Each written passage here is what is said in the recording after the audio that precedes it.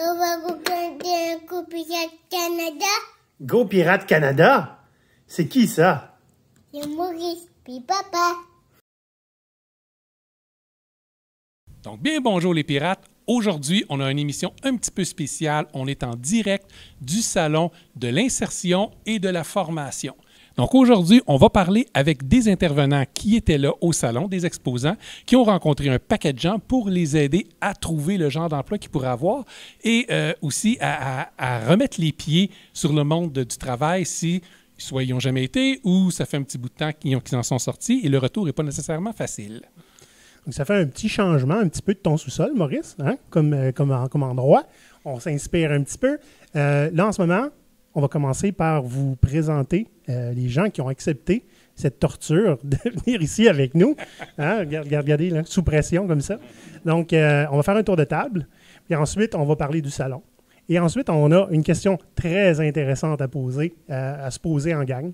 Donc, je te porte volontaire tout de suite. D'accord. Donc, moi, je m'appelle Élise. Je suis intervenante au recrutement chez Renaissance Québec. Donc, je suis contente d'être ici.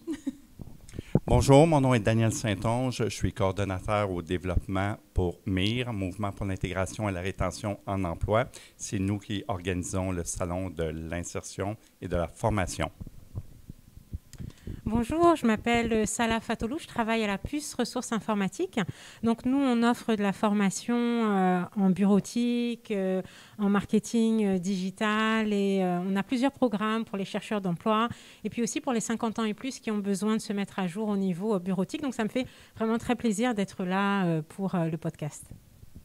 Et moi, mon nom, c'est Simon Blouin-Gana. Je suis responsable du recrutement chez Imprime Emploi. Imprime Emploi, c'est une entreprise d'insertion qui œuvre dans le domaine de l'imprimerie. Et le métier qu'on montre à nos employés, c'est le métier d'aide générale en imprimerie dans notre département de finition et de reliure. Bien, merci beaucoup d'être là. C'est très généreux de votre part, hein, parce que c'était sur une base volontaire et on n'a pas eu à torturer personne. Parce que je ne sais pas si vous connaissez le supplice de la cale, c'est pas joyeux. Donc, j'aimerais ça qu'on parle un petit peu, mais d'abord, Daniel, ça fait depuis 2019 que le salon existe. Et pourquoi il existe? Je pensais que c'était le plein emploi, puis le monde ne veut pas travailler.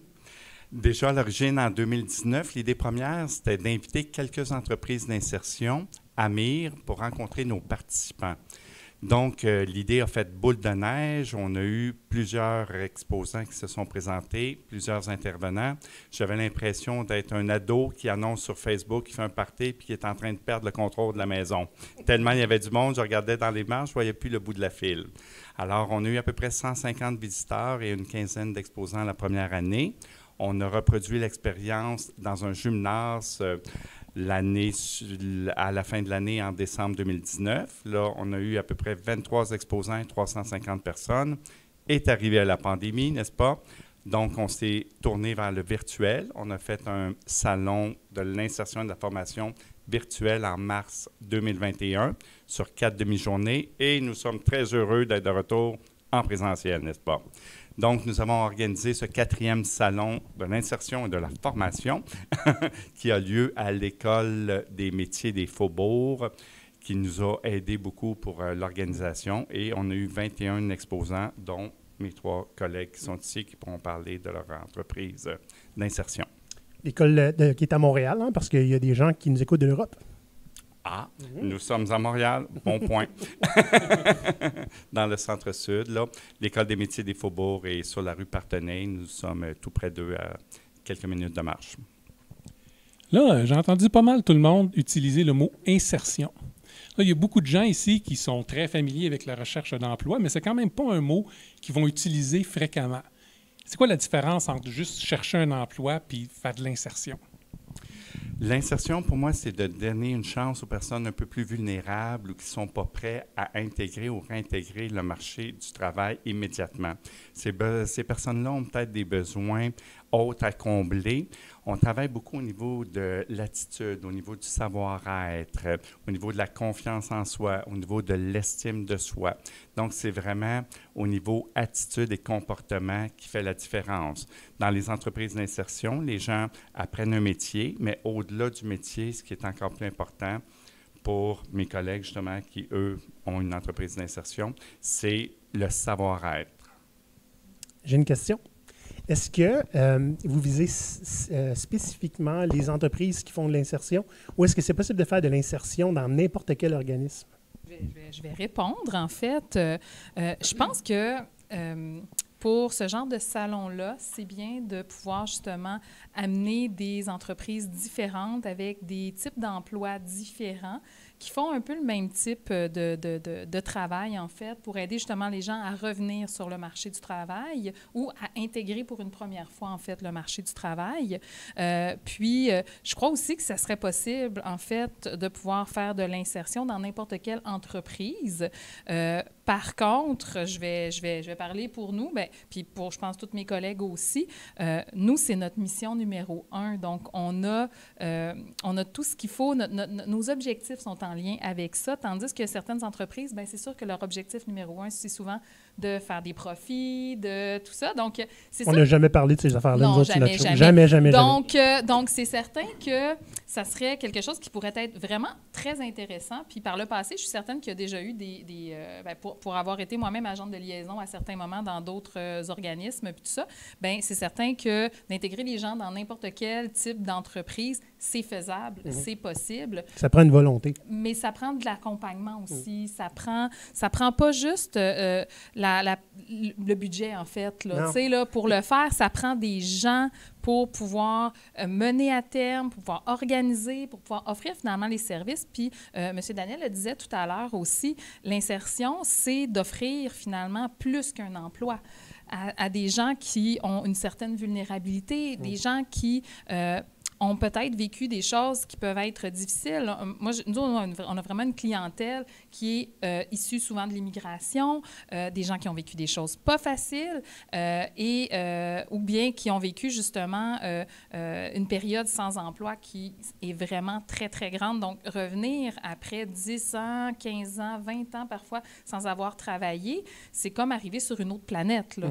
Donc, de faire de l'insertion, finalement, c'est pas juste de dire, ben voilà, tu as un salaire et voilà, tu dois faire des tâches. C'est aussi d'amener la personne à mieux se connaître à travers le travail, à savoir ce qu'on veut, ce qu'on peut faire, puis qu'est-ce qui est possible ensuite, puis d'arriver puis d'avoir des objectifs et des opportunités, d'ouvrir en fait les portes. C'est ça qu'on fait en fait au niveau de l'insertion, c'est d'ouvrir des portes à des gens qui, eux, pensent qu'ils n'en ont aucune. C'est vraiment ça qu'on fait. Oui, bien, si je peux rajouter. Si je peux rajouter à ta réponse très complète, Lise, moi, j'ai des employés parfois qui viennent et qui ils voient ça comme un tremplin vers l'emploi. Donc, c'est un peu un échauffement. J'ai déjà un employé qui a fait l'analogie d'aller au gym, qui m'a dit, ben moi, l'entreprise d'insertion, c'est un échauffement pour moi. Ça me permet de me préparer comme il faut au marché du travail. Puis, comme chez Renaissance, là, chez Imprime Emploi et dans toutes les entreprises d'insertion, on a les ressources pour. Notre mission est vraiment enlignée là, pour aider ces personnes-là. Question pour toi. J'imagine, si on voit ça comme un tremplin, quand quelqu'un t'annonce qu'il quitte pour quelque chose de plus grand, une cause ou une entreprise importante, c'est une défaite pour toi ou c'est une victoire? Mais non, au contraire, c'est une victoire. Là. Je t'ai un petit peu télégraphié la réponse. Oui. Hein? Bien, je me doutais bien. Parce que dans le milieu du travail traditionnel, quelqu'un qui s'en va, c'est la fin du monde, souvent.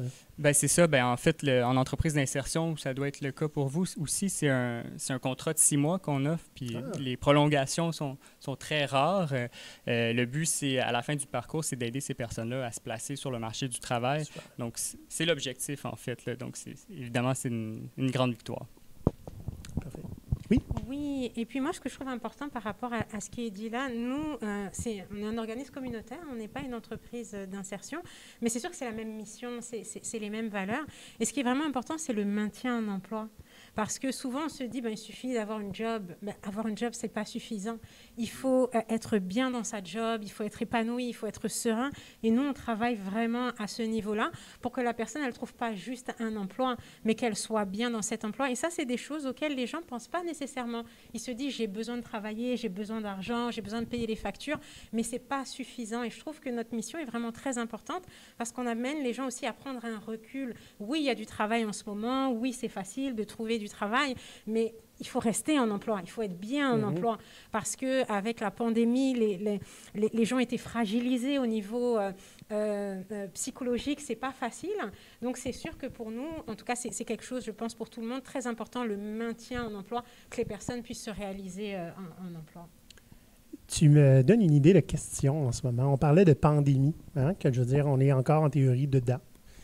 Et tu es la seule personne responsable qui porte un masque aujourd'hui. Félicitations. On n'a pas pensé à ça du tout. On ne sort pas de chez nous. Mais la pandémie, à quel point ça vous a affecté négativement et positivement? Parce que ça peut être positif. Je veux dire, GoPirate a vu le jour pendant la pandémie. Hein? Bien, nous, chez Renaissance, c'est sûr que dès le départ, la première chose qui était importante quand la pandémie est arrivée, c'était que les gens qui participent à nos services puissent être en sécurité, en fait, mais aussi qu'ils puissent avoir des revenus. On s'est fait nommer, même sur les réseaux sociaux, par des gens qui ne comprenaient pas comment ça se faisait qu'une aussi grosse entreprise avec autant d'employés restait ouverte la semaine, là, entre le moment où c'est sorti et le moment où tout a fermé. Là. Bon, cette semaine-là, quel beau souvenir. Donc, il y a plein de gens qui nous demandaient « Mais pourquoi vous ne fermez pas? Mais pourquoi vous ne fermez pas? » Mais ils ne savaient pas à quel point que nous, le premier objectif qu'on avait, c'était de se faire confirmer par Service Québec qu'on allait avoir la possibilité que les gens soient rémunérés, qu'il y ait quelque chose, qu'on ne soit pas obligé de mettre les gens, exemple, sur la PCU. Bon, à ce moment-là, on ne savait même pas ce que c'était, là. Donc, on avait cette crainte-là de dire, bien, les gens, ils viennent chez nous, ils font le parcours, ils sont payés pour faire le parcours pendant les 6 mois. C'est important. On ne peut pas juste les renvoyer chez eux puis dire, voilà, va chez vous, puis occupe-toi de tes enfants ou essaye de ne pas mourir. Parce que c'était ça, là, au début de la pandémie, là, c'était pas terrible. Donc, ça a été notre priorité, c'était de mettre les gens, oui, en sécurité, mais avec des ressources financières qui allaient les aider à passer au travers. Ça, c'était la première chose. Au niveau du recrutement, après, ça a été autre chose. Ça a été, je dirais que ça nous a permis de... Je dirais que ça faisait déjà plusieurs années qu'on sortait de la boîte, nous, de notre côté. Là, on a carrément sorti de la boîte, puis on l'a brûlée. Donc, on n'en a plus. On n'a plus de boîte. Donc, on essaye des choses, en fait. On essaie de voir c'est quoi les besoins présentement. On essaie de voir comment on peut faire ça. On a fait des séances d'information par Zoom. Tu sais, ça, c'est des petits pas. On essaye des affaires. On se dit, bon, ben on va faire plus de téléphone, on va faire plus d'appels, on va rejoindre les gens de façon différentes, on va utiliser Facebook, on va utiliser Google, on va faire du recrutement. Avant, on allait dans des organismes, avant, on donnait des pamphlets, des dépliants, avant, on faisait des magnifiques salons en présentiel. Quand on ne peut plus faire tout ça, qu'est-ce qu'on fait? Bien, on se débrouille, puis on va où les gens sont, puis où les gens étaient pendant la pandémie, sur Internet. C'est ça qu'ils faisaient. Donc, c'est ça qu'on a fait. On est allé là où les gens étaient. Puis, ça nous a permis de découvrir des nouvelles façons, des façons efficaces de pouvoir les rejoindre. Puis aussi, maintenant, avant, les accueils se faisaient en réel. Donc, les gens, quand ils commençaient à travailler, les gens arrivaient, ils venaient dans le siège social, puis ils arrivaient, puis tout ça. Puis, là, maintenant, on le fait en Zoom. Parce que les gens sont directement dans leur plateau. Ils n'ont pas besoin de passer une journée dans le siège social, puis après ça, une autre journée dans leur plateau. Ils sont directement avec leur équipe. On fait pas ça pendant une journée, on fait ça pendant une demi-journée. C'est moins long, on a synthétisé. Donc, on a appris à se débrouiller puis à dire, bien, on va essayer de soutirer le plus de positif, puis on va essayer de ne pas focusser sur le négatif, en fait. C'est un peu ça notre philosophie. Je trouve ça super intéressant parce que ce que tu as décrit au début, ce que vous avez vu, puis c'était quoi vos priorités, c'est à 100% l'inverse de ce que la majeure partie de la population a vécu, avec des boss qui étaient tellement pressés de les mettre à la porte pour sauver 2 sous.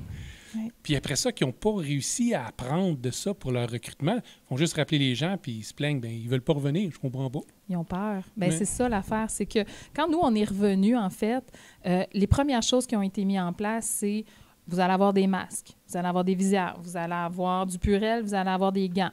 Tout ce que vous voulez par rapport à la protection, vous allez l'avoir pour mettre les gens en situation de confiance, en fait. Là, donc, ça a été fait. Mais je pense que ça a été réfléchi en fonction de qu'est-ce que tout le monde vivait, en fait. Tout le monde était stressé de revenir en présentiel. On se disait, mon Dieu, mais comment on va réussir à fonctionner avec nos masques 100% tout le temps du temps, là, tu sais.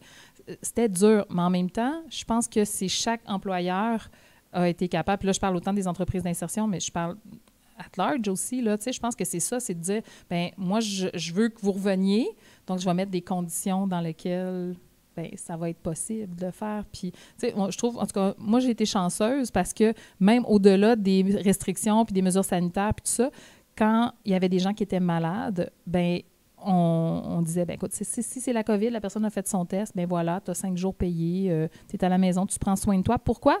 Bien, parce que tu prends soin de nous aussi présentement. C'est du donnant-donnant. Donc, on trouve ça important de responsabiliser les gens, en fait, puis en les, pas récompensant, mais en leur montrant à quel point, finalement, ben oui, en faisant ça, ben tu nous protèges, tu nous dis ben, que tu veux pas qu'on ait, nous, la COVID ou qu'on soit pas malade. Donc, c'est du donnant-donnant. Je pense que c'est du respect qu'on doit, en fait, à n'importe quelle personne qui travaille, peu importe où est-ce qu'elle est dans une entreprise d'insertion. C'est juste ça qu'il faut, en fait, là. Puis si tu as ce respect-là, ben les gens, ils vont être heureux, puis les gens, ils vont rester, puis les gens vont en donner plus. Et ça vient d'une organisation qui n'est pas une gigantesque multinationale avec des fonds infinis. Okay? C'est une question d'attitude, traiter les gens avec respect, puis on voit là, qu'est-ce que ça peut faire. Donc, tout à l'heure, j'ai entendu plusieurs d'entre vous autres parler de programme à réinception. Qu'est-ce que ça veut dire? Parce que là, on s'entend, là, beaucoup de gens qui nous écoutent, qui ont des nouveaux emplois, qui, vous connaissez le concept d'onboarding. Bon, bien, plusieurs entreprises, pour eux autres, ça n'existe pas, à part pour te dire, voici ton ordinateur. Bonne chance. T'es chanceux, tu as eu un ordinateur. Oui, c'est ça. Fait expliquez-nous, c'est quoi votre programme? Parfait. Je peux en parler. Un programme, c'est ça, au niveau des entreprises d'insertion et du programme MIR, justement, on est financé par Service Québec. Il y a différentes cases, n'est-ce pas, à Service Québec. Il y a les programmes préparatoires à l'emploi.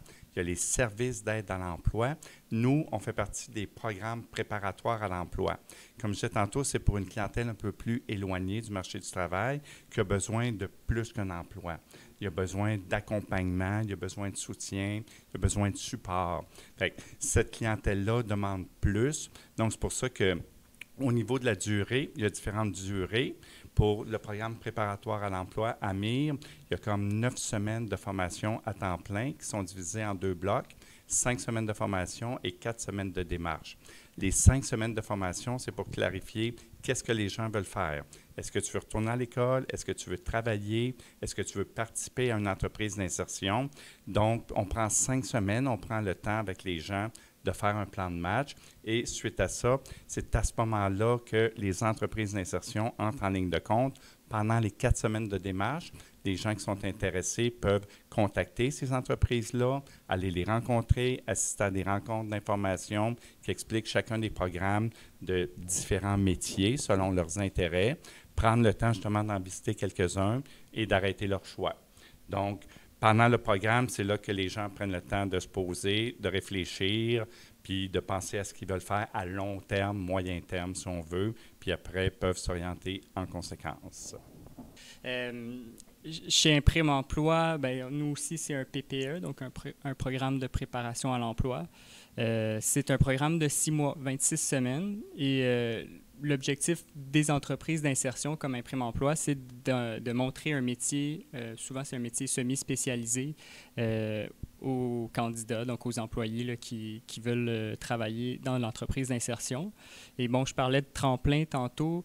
Bien, c'est un tremplin pour apprendre un métier, mais aussi pour un moment pour prendre du recul sur leur vie, donc répondre aux questions sur leur orientation professionnelle, aussi au niveau, s'ils ont des problématiques dans leur vie qu'ils veulent régler, bien, ils ont l'occasion de le faire. Donc, on les aide au niveau de leur employabilité. Donc, premièrement, les aider à faire leur CV, s'ils en ont déjà un, le mettre à jour, les aider à se préparer en entrevue, les aider aussi à connaître les techniques de recherche d'emploi. Donc, comment est-ce qu'on postule sur un poste? Est-ce qu'il faut contacter les employeurs directement? Donc, c'est toutes des questions qui se posent que nous, on répond. Donc, on a des ressources chez Imprime Emploi et les autres entreprises d'insertion là, pour faire ça. Et à la suite de ça, on les aide aussi au niveau de leur on fait du suivi en post-parcours qu'on appelle. Donc, c'est pour les suivre 2 ans après même leur formation dans une entreprise d'insertion, voir comment ça va, est-ce qu'ils maintiennent leur emploi, s'ils ont besoin d'aide, ils peuvent toujours nous recontacter.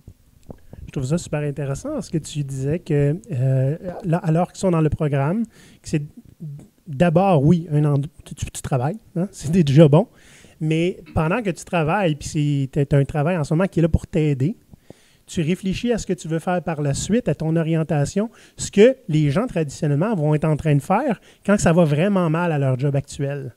Hein? Donc, sachant que tu es là pour une manière qui n'est peut-être pas infinie, hein? On dit que tu as des contrats de 6 mois, rarement il y a des renouvellements, tu peux vraiment avoir la tête en paix, pas être en train de compter tes sous parce que tu n'es pas à l'emploi. Fait que tu peux travailler et en même temps te demander qu'est-ce que tu veux faire après. Je trouve ça remarquable. En fait, c'est une alternative que moi-même, je n'ai jamais connue. Souvent, quand je commençais à me demander qu'est-ce que je veux faire, là, ça allait pas bien à ma job. Fait que j'avais pas la tête en paix pour réfléchir à ces choses-là. Intéressant. Souvent, quand moi je rencontre des gens pour justement faire des rencontres de sélection pour évaluer les besoins de chaque personne, en fait, bien souvent, c'est un peu ça. Les gens, ils viennent travailler, ils viennent apprendre, ils viennent mieux se connaître, ils viennent aussi s'ouvrir des portes, en fait. Tu sais, tout à l'heure, il parlait d'imprime-emploi. Bien, nous, c'est la même chose. Donc, c'est autant des formations techniques, parce qu'on a des vendeurs trieurs caissiers, vendeuses trieuses caissières, donc des gens qui travaillent dans le magasin, étiqueter, placer la marchandise, faire du service à la clientèle, ça, c'est ça. Puis aussi, apprendre la caisse. Donc, dans tout ça, bien, c'est certain qu'au fur et à mesure, la personne va apprendre vraiment tout ce qui se fait dans un magasin, mais on va vraiment y aller au rythme de chaque personne. C'est pas parce qu'une personne d'habitude fait cette formation-là à la semaine 3 qu'il faut absolument qu'elle la fasse à la semaine 3. Si elle n'est pas rendue là, bien, on va la faire à la semaine 4, on va la faire à la semaine 5. On va prendre le temps d'amener la personne à être prête finalement à passer à la prochaine étape.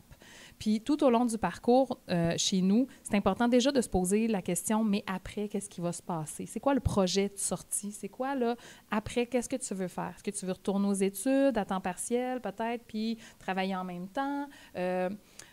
Ce qu'on a, nous, de fantastique, c'est que ben, on travaille dans le service à la clientèle. Fait que donc, peu importe l'endroit où tu as des clients, tu peux travailler. Ou n'importe où tu as une caisse, tu peux travailler. N'importe où tu as de la production même, d'étiquetage, de l'emballage, des choses comme ça, tu peux travailler. Fait que donc, la personne, à part déjà du départ, elle se pose toujours la question, oui, mais après, qu'est-ce que je vais faire? Parce que c'est ça qui les inquiète.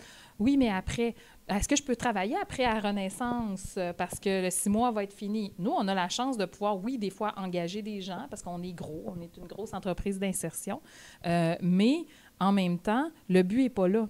Le but est d'explorer. On est une parmi des milliers d'entreprises qui pourraient engager ces gens-là.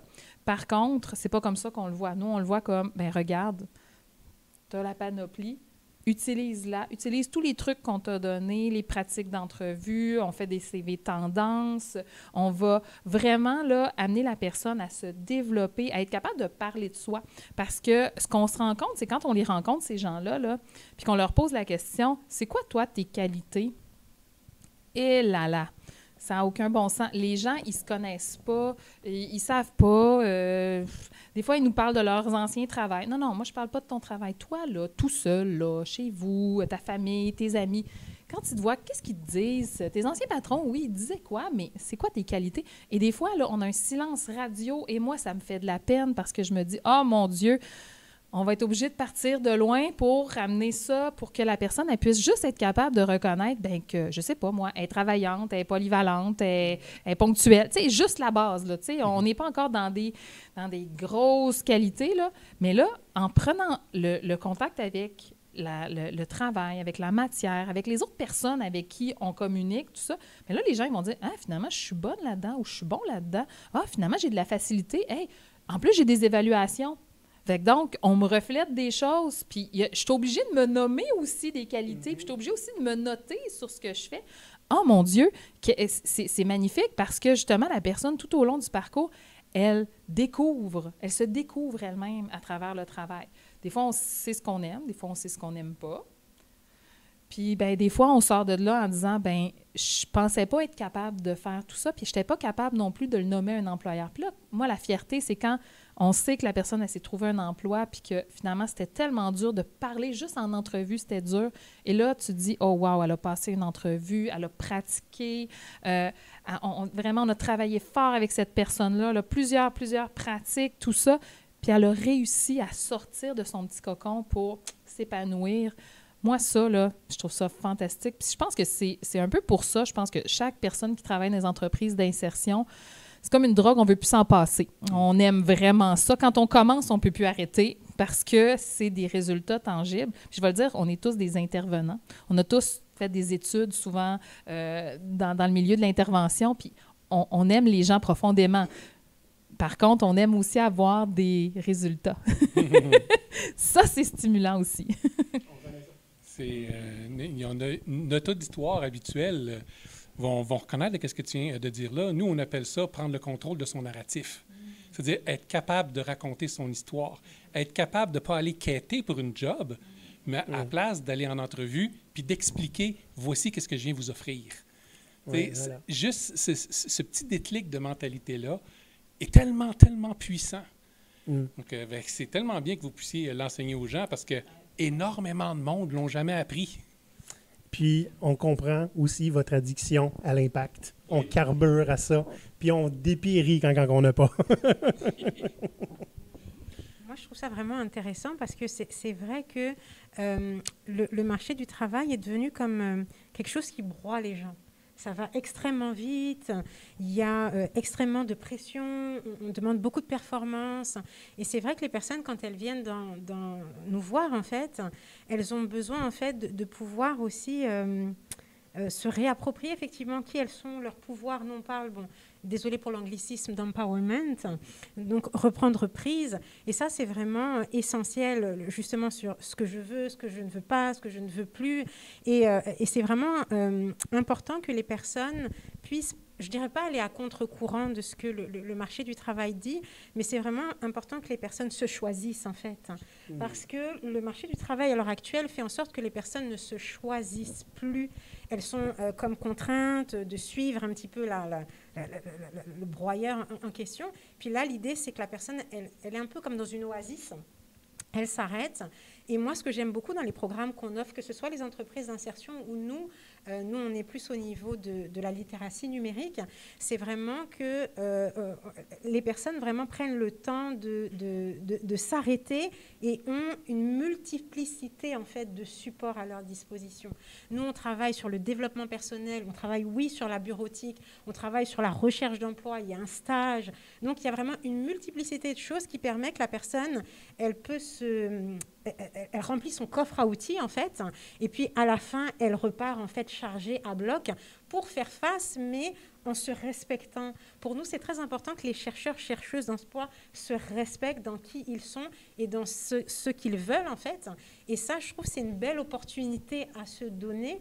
Et les personnes, en ce moment, des fois, elles se disent « j'ai pas le choix ». Et pour nous, c'est important que les personnes puissent savoir « oui, j'ai le choix, oui, c'est possible ». Et là, je viens de comprendre qu'on a ici, en ce moment, tous la même mission. C'est de faire en sorte que les gens aient des options. Parce que des gens qui n'ont pas d'options ne sont pas libres. D'où les pirates. Hein? Ouais. S'il n'y a pas d'autres options, on va faire les nôtres. Mais donc, c'est exactement ça, oui. Mais pour ça, il faut avoir du front tout le tour de la tête.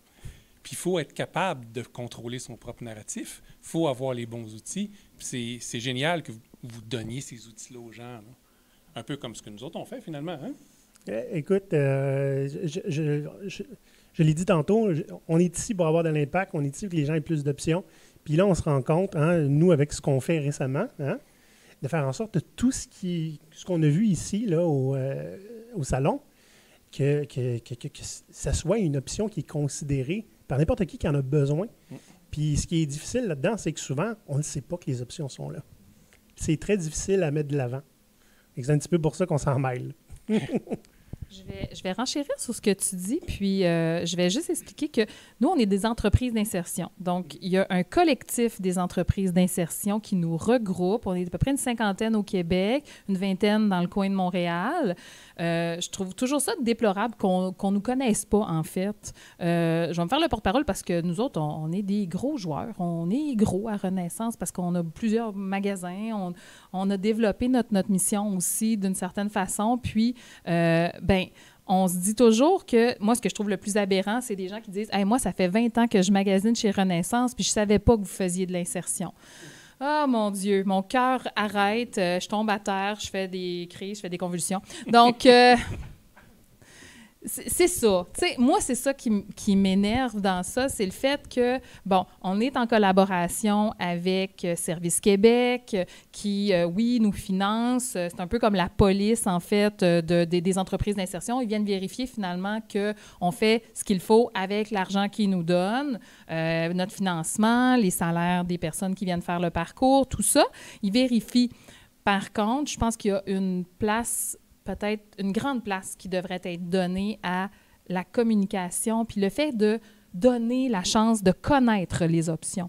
Tout à l'heure, quand tu as nommé ça, ça est venu me chercher, en fait, parce que je me suis dit, « Oh mon Dieu, mais les gens qui ne connaissent pas les options ne peuvent pas les utiliser. » Donc, c'est ça qui m'attriste, en fait. C'est qu'il y a des organismes fantastiques, regarde, comme MIR, qui nous font rayonner. C'est fantastique, en fait. Moi, j'adore ça parce que, en plus, entre nous, on ne se voit pas souvent. On est chacun dans nos affaires, puis tout ça. Donc, ça nous permet de faire des contacts, de voir les gens avec qui, des fois, parce que des fois, il y a des gens qui viennent chez nous, puis je fais comme, « Oh mon Dieu, non, toi, ta place, c'est pas là. Toi, ta place, c'est chez Formetal. Toi, ta place, c'est chez ProPrêt. Toi, ta place, c'est aux petites mains. » Donc, on va référer les gens à d'autres endroits parce que même si moi, j'ai des objectifs, des chiffres puis des pourcentages à avoir pour pouvoir avoir le financement, bien, le besoin de la personne passe en premier quand même. Là. Je ne suis pas une usine à saucisses. Donc, ça c'est important. Mais il faut que les gens connaissent, en fait, ça. Donc, moi, j'inviterais les personnes qui vous suivent à aller voir c'est quoi le collectif des entreprises d'insertion, aller voir c'est qui les entreprises d'insertion, finalement, au Québec. Puis, il y en a aussi dans d'autres pays. Je sais qu'en France, il y a beaucoup de trucs au niveau de l'insertion aussi. Nos cousins qui font ça aussi à leur manière, c'est bien. Des fois, on s'inspire. Des fois, on collabore aussi, donc, dans des projets avec le collectif, tout ça, ça s'est déjà fait. Mais je trouve ça quand même aberrant que ça ne soit pas plus mis de l'avant, en fait, au niveau public, que ces entreprises-là, que ces organismes-là en préemployabilité soient pas mis de l'avant, justement. Puis ça, c'est une question, je pense que tout à l'heure, vous aviez dit, tu sais, on est dans le plein emploi. À quoi on sert, nous? Bien, on vient rejoindre le genre de personnes qui ne sont pas le public cible, en fait, de toutes les campagnes publicitaires d'emploi qui existent là, présentement parce qu'ils ont des défis particuliers, en fait. Ils ont des choses qui font que finalement, ben oui, ils peuvent se trouver un emploi rapidement, mais ils peuvent le perdre aussi rapidement. Puis nous, on vient s'insérer à travers ça pour dire, ben nous, là, on va être la petite pente douce qui va te permettre de monter la petite marche là, qui te manque juste un petit peu pour être capable de gravir finalement puis d'aller vers l'emploi régulier. Donc, c'est à ça qu'on sert, en fait. Malgré le plein emploi, il y en a plein des gens qui cherchent du travail. Il y en a plein.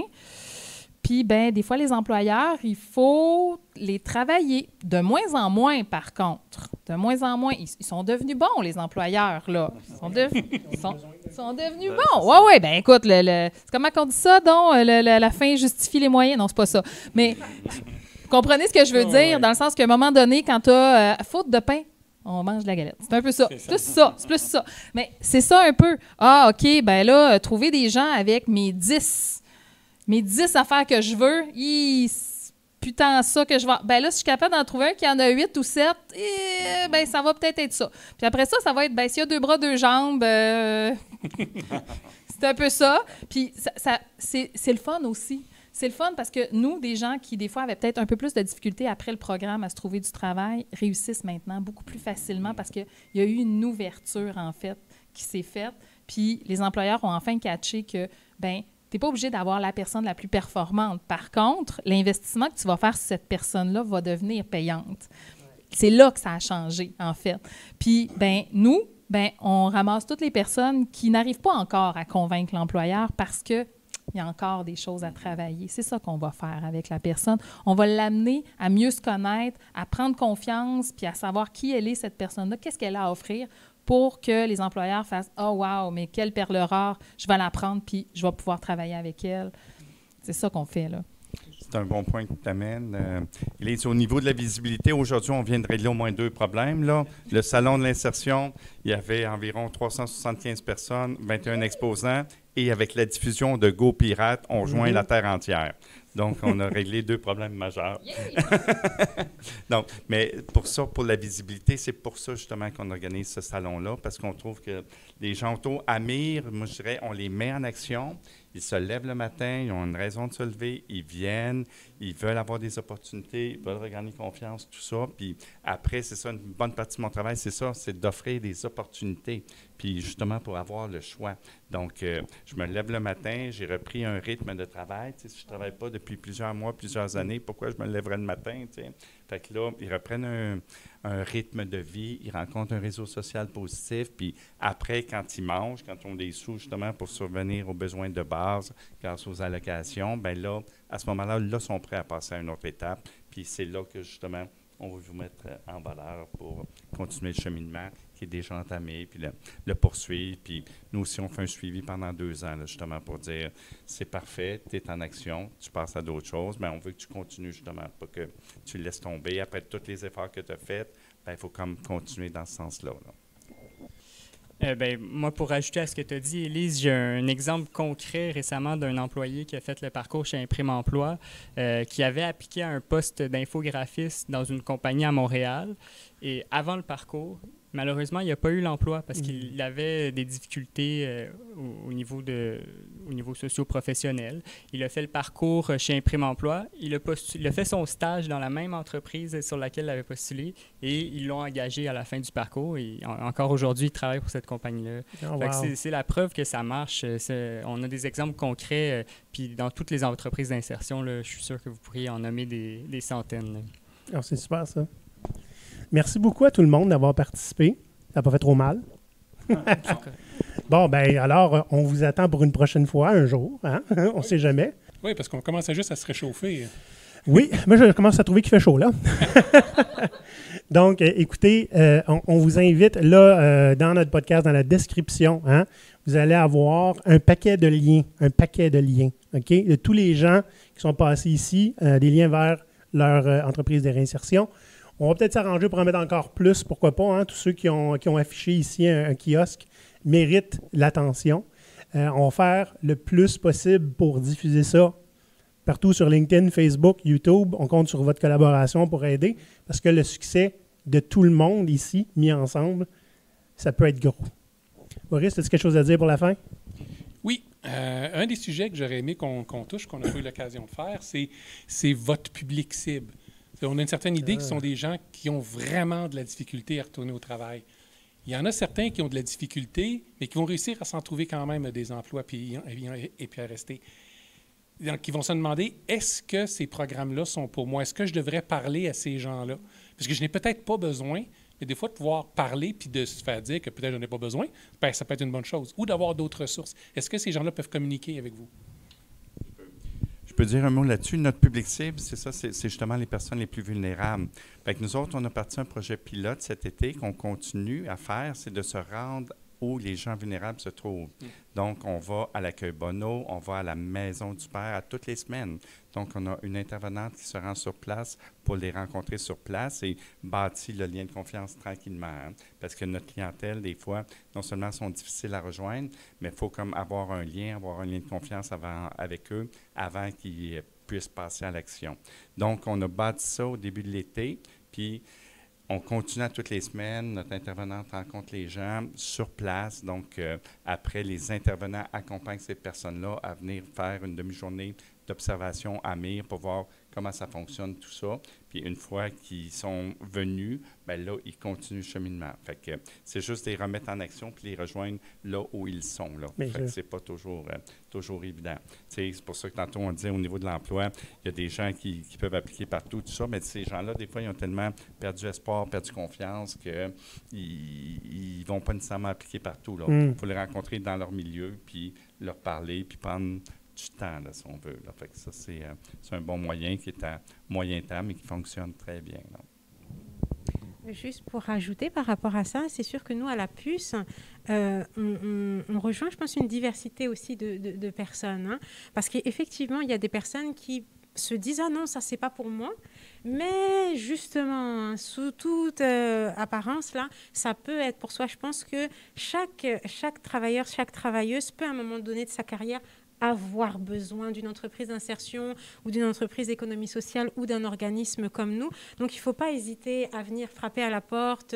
Et puis, comme disait Élise, on peut référer. Si on n'est pas à la bonne place, on peut dire « Ah bien, je pense que ce serait mieux là. » Mais je pense qu'il ne faut pas que les personnes se disent « Ah, mais non, c'est peut-être pas pour moi. » Qu'elles s'essayent. Et puis, nous, on se parle aussi quand même dans le milieu et on va pouvoir référer à la bonne place. Mais je pense que c'est important de ne pas rester dans l'isolement parce que dans le milieu du travail, il n'y a pas nécessairement cette visibilité, cette connaissance de ce qu'on fait aussi fine que nous, on l'a. Donc, c'est quand même important que les personnes n'hésitent pas à nous appeler, à venir nous voir et on va pouvoir les aiguiller. Donc, pour renchérir sur ta question, notre cible, en fait, les gens qui viennent chez Renaissance, il y en a beaucoup qui vont dire « Ah, c'est des madames, on travaille dans des magasins. » Non. C'est ouvert à tout le monde, femmes, hommes, non-binaires, tout ce que tu veux au niveau de l'identité. Peu importe, l'âge aussi. Au niveau de l'âge, nous, c'est sûr que habituellement, c'est 18 ans et plus. Il n'y a pas de limite d'âge quand on est mature. On n'a pas de limite. Donc, mais des fois, on va accepter quand même des 17 ans et 3/4, mais ça dépend du processus par lequel la personne elle est passée. On ne veut pas que l'école soit encore dans le portrait une option, vraiment là à court terme. On veut voir un peu qu'est-ce que la personne, est-ce qu'elle est rendue là, en fait. Dans tout ce qu'elle a vécu, est-ce qu'on est rendu là vers les personnes? Donc ça, c'est au niveau de l'âge. Au niveau des besoins de chaque personne, ça va être des personnes qui ont le besoin, l'envie, la volonté, la motivation de vouloir revenir sur le marché du travail ou de connaître le marché du travail. On a beaucoup de gens qui arrivent et qui disent « Moi, ma mère est venue au Québec il y a 10 ans. Finalement, elle nous a parrainés, mon frère et moi. Et là, finalement, moi aussi, je viens faire un parcours à Renaissance parce que ma mère en a fait un il y a 10 ans. » Des histoires de famille, on en a plein. Donc, et ça se parle où, je viens d'emménager, ça fait 2-3 semaines et ma voisine m'a vue, elle m'a parlé de Renaissance pour me meubler ou pour aller me chercher de la vaisselle ou des vêtements pour l'hiver là, pour mes enfants. Puis, je suis allée là, puis finalement, il y a une intervenante qui m'a parlé puis qui m'a dit, est-ce que tu cherches quelque chose? Puis voilà. T'sais, donc, ça peut être n'importe qui, n'importe quelle personne, n'importe quel background aussi. Là. Donc, on peut avoir des anciens toxicos, on peut avoir des gens qui ont des problèmes de santé mentale, des gens finalement qui ont cette volonté-là de vouloir avancer puis de s'améliorer. Puis, le travail reste toujours l'objectif, en fait. Puis, nous, ce qu'on souhaite, c'est faire ça. Puis, des fois, les gens vont vivre le succès d'avoir fait, oui, leurs 6 mois. Puis après ça, ils reviennent, puis oh mon Dieu, ils se sont trouvés un travail, ils ont pu avancer, ils ont pu continuer. Là, ils sont tellement fiers, puis là, ils sont fiers de venir nous le dire, puis nous, on est fiers aussi. Tu sais, c'est tout ça, finalement. C'est de faire comprendre aux gens que tout est possible, mais il faut que ça vienne d'eux en premier, en fait. On a beau offrir nos services, on a beau les accompagner. Si la personne ne se lève pas le matin, comme disait Daniel, si la base n'est pas faite, si la personne n'est pas capable d'avoir sa passe d'autobus pour pouvoir se déplacer, si la personne n'est pas capable de se nourrir convenablement pour pouvoir soutenir le fait d'écouter une personne peut-être pendant 1 heure parler de ça va être quoi le parcours, bien malheureusement, elle ne peut pas le faire. Donc, des fois, là, on voit les gens qui sont encore là. OK, là, qu'est-ce qu'ils ont besoin? Est-ce qu'ils peuvent faire le pas vers renaissance ou est-ce qu'ils ont besoin d'organismes en pré-employabilité? Est-ce qu'ils ont besoin d'avoir un petit coup de pouce pour se remettre en stabilité, en fait, pour qu'ils puissent justement être assez stables pour ensuite venir à nous, puis ensuite gravir l'échelon jusqu'au travail. Donc, oui, je pense que c'est ce qui nous décrit le plus, en fait, les entreprises d'insertion, c'est qu'on rejoint les gens qui ont besoin d'avoir ce service-là, puis de le faire connaître, c'est ce qui va faire que les gens vont le savoir, que ça existe, puis qu'ils vont pouvoir l'utiliser. Utilisez-le! Sachez-le! Donc, merci beaucoup. Peut-être juste rajouter une dernière chose, Elise, si tu permets, quand tu parlais, c'est ça, tu sais, des fois, ça peut être un cercle vicieux, là, tu sais, les gens, ils ne peuvent pas se mettre en action parce qu'ils n'ont pas de billets d'autobus, parce qu'ils n'ont pas de nourriture, parce qu'ils n'ont pas de linge, parce qu'ils n'ont pas ci, pas ça. Fait que nous, à Amir, on essaie aussi d'éliminer le plus possible ces obstacles-là. Fait que les allocations, c'est bien beau, mais ça commence juste la 3e semaine. Fait que les gens, pour participer au programme, grosso modo, ont 350 $ par semaine, qui est payable aux 2 semaines. Mais ça commence la 3e semaine. Fait que c'est pour ça que nous, on a mis en place plusieurs choses pour éliminer ces obstacles-là. Donc, on peut comme fournir des billets d'autobus, le temps qu'il y ait les allocations d'aide à l'emploi. Même chose pour la nourriture. On a une entente avec Moisson Montréal, donc on peut leur permettre d'avoir un peu de nourriture. Adriana Espace Collectif nous permet aussi de venir livrer des paniers de nourriture d'une valeur d'à peu près 50 $ pour 5 $. Donc, le temps qu'ils reçoivent leurs premières allocations, ils peuvent se mettre en action. On a des ententes aussi avec Dress for Success pour le linge pour les femmes, d'autres ressources pour les hommes. Fait que, tu sais, il ne faut pas attendre qu'ils soient prêts parce qu'ils ne seront jamais. Fait que c'est pour ça qu'on essaie d'éliminer tous ces obstacles-là. Après, les allocations embarquent, là, ils peuvent reprendre le contrôle de leur budget puis passer à une autre étape. Mais sinon, c'est le cercle vicieux, là. J'attends d'avoir mon chèque pour faire l'épicerie, pour avoir des billets d'autobus, pour avoir ci, avoir ça. Fait que tu partiras jamais, là, tu sais. Fait que tellement les loyers aussi sont chers que les gens, la majorité de leur chèque d'aide sociale, quand ils ont de l'aide sociale, bien, ils passent au loyer. Fait qu'il ne reste plus d'autre chose, là. Fait que c'est pour ça qu'on essaie d'éliminer tous ces obstacles-là, là. Fait que c'est pas tout le temps facile. Puis là, ça leur permet justement de pouvoir décoller, là. C'est très complet. Merci beaucoup. Là, on vient de parler. Bonne question, Maurice, hein? L'audience des organismes qui sont ici. Notre audience, à nous, généralement, n'est pas là. Par contre, ça se promène une vidéo, hein? Puis ça se plug du monde. Fait que si vous ne savez pas à qui les envoyer, envoyez-les à nous si vous en connaissez dans vos entourages, hein, ou du monde que vous croisez des fois le matin en allant travailler. Hein. On en voit beaucoup, des gens qui pourraient bénéficier de tout ce beau monde-là qui est ici. Donc, n'hésitez vraiment pas. Si vous n'êtes pas certain, demandez-le nous, on va vous trouver la réponse. Maurice, on ne l'a pas dit, là, mais c'est pas mal grâce à toi qu'on est ici. Veux-tu savoir le mot de la fin? Je te mets sur le spot, là. Rhododendron. Non, ben, merci beaucoup à vous tous pour vous être prêtés à l'exercice.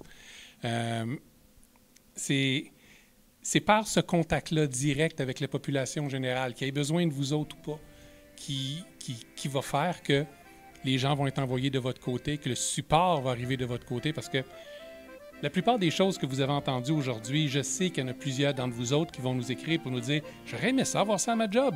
Puis pourtant, je ne suis pas dans une situation difficile. » Et si vous voulez que le monde change, il faut s'inspirer des changements qui existent déjà, sont en train de le faire. Regardez ce qu'ils font, posez des questions, aidez-les à avoir du succès, aidez-les à être connus, puis en même temps, vous allez apprendre comment faire ça, peu importe là où vous êtes. Vous êtes capable de changer tous les milieux de travail dans lesquels vous travaillez. Mais ça, comme on l'a expliqué tantôt, ça commence par vous autres. Oh, c'est magnifique. Oui, hein? Donc, pour faire lever ça, ben oui, c'est impressionnant toi-même. Fait que pour faire lever ça, vous savez quoi faire, hein? On partage, on like, on s'abonne. Puis cet épisode-là en particulier, je vais être très déçu s'il n'est pas 4-5 fois plus populaire que les autres. Okay? Ça va être votre faute. Donc, vous savez quoi faire. Là-dessus, on va se revoir la semaine prochaine avec un épisode normal, hein? Un épisode dans le salon à Maurice. Mais on va essayer de sortir de ton sous-sol un peu plus souvent, Maurice. Oui, parce que ma femme commence à trouver ça pas mal achalant. Bon, c'est bon. Merci tout le monde d'avoir été là avec nous. Les pirates, n'oubliez pas, si vous faites le mal, faites le bien. À l'abordage! À l'abordage! Ah! Ah non!